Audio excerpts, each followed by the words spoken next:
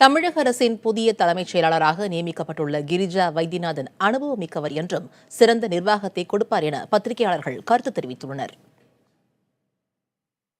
இவங்களை பத்தி எல்லாருக்குமே தெரிஞ்ச ஒரு விஷயம். ரொம்ப எஃபிஷியன்ட் ஆபீசர், சிறப்பா செயல்பட்டு இருக்காங்க.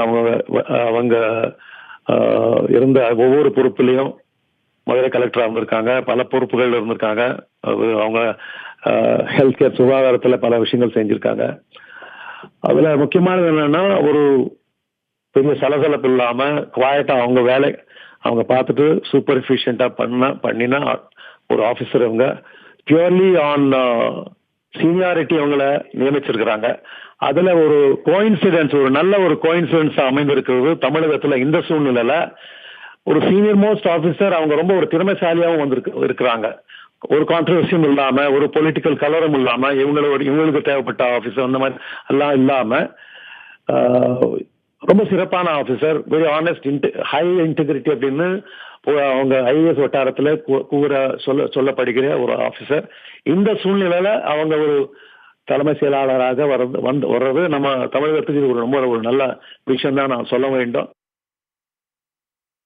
இந்த ராமமோகன் ராவுடைய வீட்டில் நேற்றுக்கு இன்கம் டேக்ஸ் ரைட் நடந்த பிறகே அவர் மீது ஏதாவது நடவடிக்கை எடுக்கப்பட வேண்டும் என்றுதான் எல்லாரும் எதிர்பார்த்தது. ஆனால் நேற்று இரவு வரைக்கும் அந்த மாதிரி எந்த விதமான ஒரு அறிவிப்பும் அரசிலும் வரவில்லை.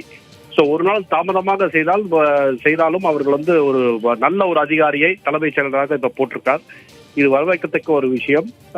அவர் ஒரு மிகவும் ஒரு அனுபவம் மிக்க ஒரு ஐஏஎஸ் அதிகாரி கிரிஜா வைத்தியநாதன். அவர் மீது எந்த விதமான ஒரு கருப்புலியும் இல்லை. ஆக இந்த மாதிரி ஒரு சிச்சுவேஷன்ல, அதாவது உங்களுக்கு ஐடி ரைட் போட்டு இந்திய வரலாற்றிலேயே முதல் முறை ஒரு சீஃப் செக்ரட்டரி ரைட் செய்யப்பட்ட ஒரு நிலையில இப்படி ஒரு கிளீன் ஐஏஎஸ் ஆஃபீஸரை இந்த போஸ்டுக்கு போட்டது ஒரு நல்ல விஷயமா நான் பாக்குறேன். அதாவது 81 பேட்ச்காரங்க, 81 பேட்ச்ல ஐ திங்க் ஆல் இண்டியாலேயே வித்தின் 10 வந்தவங்க நினைக்கிறேன். ரொம்ப காம்பிடென்ட் ஆஃபீஸர், ரொம்ப பிரில்லியன்ட் ஆஃபீஸர்னு அவங்க ஐஏஎஸ் மத்தியில பேசப்படுகிறவங்க. ரொம்ப கிளீன் அண்ட் அப்ரைட் ஆஃபீஸர்னும் சொல்லப்படுற ஒரு ஆஃபீஸர். ஸோ அவங்க அப்கோர்ஸ் ஃபைனான்ஸ்ல மிடில் லெவல் பொசிஷன்ல நிறைய இருந்திருக்காங்க, பல வருஷங்கள் இருந்திருக்காங்க. எல்லா விஷயங்களையும் ஒரு தெளிவான ஒரு பார்வை உண்டு அவங்களுக்கு. எல்லாத்தையும் ரொம்ப எளிதில் மிக விரைவில் ஒரு கிரகிச்சிக்கூடிய ஒரு தன்மை உண்டு அவங்களுக்கு. ஸோ அதனால அவங்களால சில பிரச்சனைகளுக்கு சொல்யூஷனும் சொல்லக்கூடிய ஒரு இது கொடுவாங்க. அதனால இந்த இதெல்லாம் இருக்கிறதுனால இந்த பதவியில் அவங்க இருந்தாங்களா இல்லையாங்கிறது ஒரு பெரிய இதுவா பார்க்க தேவையில்லை. தமிழகத்தின் தலைமைச் செயலாளராக நியமிக்கப்பட்டுள்ள கிரிஜா வைத்தியநாதன் மிகவும் மூத்த அதிகாரி என்றும் திறம்பட செயலாற்றக்கூடியவர் என்றும் ஓய்வு பெற்ற ஐஏஎஸ் அதிகாரியான தேவசகாயம் தெரிவித்துள்ளார். புதிய தலைமுறையிடம் அவர் பகிர்ந்து கொண்ட கருத்துக்களை தற்போது பார்க்கலாம். என்ன, கிரிஜாவே எனக்கு தெரியும், நல்லாவே தெரியும். அவங்க அப்பா பல வருடங்களுக்கு முன்னால சீஃப் செக்ரட்டரி இருந்தார், மிஸ்டர் வெங்கட்ராமன். அவர் எனக்கு நல்ல நண்பர். அதுக்கப்புறமே கிரிஜாவே எனக்கு நல்லாவே தெரியும். மிகவும் தகுதியான நல்ல ஆபீசர். அது மாத்திரம் இல்ல, சீனியர் மோஸ்ட் இன்னைக்குள்ள ஐஏஎஸ் அதிகாரிகள் தமிழ்நாட்டில், சென்னையில் இருக்கிற ஐஏஎஸ் அதிகாரிகள் எல்லாரோட அவர் தான் சீனியர் மோஸ்ட். அதனால தகுதியும் உண்டு, மெரிட்டும் உண்டு, சீனியாரிட்டியும் உண்டு. 3 காம்பினேஷன்.